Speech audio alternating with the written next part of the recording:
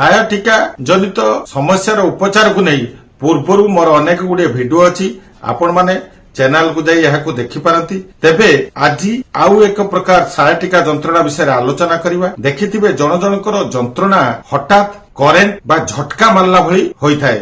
ଏହା କମରରୁ ପାଦ ଯାଏ ପୁରା ସାଂଘାତିକ ଭାବରେ ବିନ୍ଧିଥାଏ।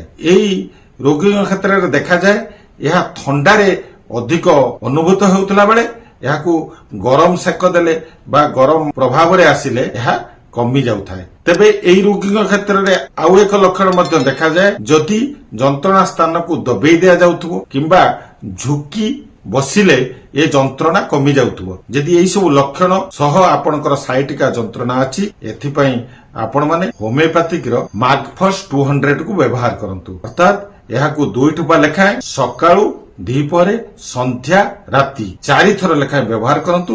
ସପ୍ତାହେ ଭିତରେ ଆପଣ ନିଶ୍ଚିତ ଭାବରେ ଏଥିରୁ ରିଲାକ୍ସ ପାଇବେ। ଆପଣମାନେ ଖୁସିରେ ଥାନ୍ତୁ। ପୁଣି ଦେଖାହେବା ନେକ୍ସଟ ଭିଡିଓରେ।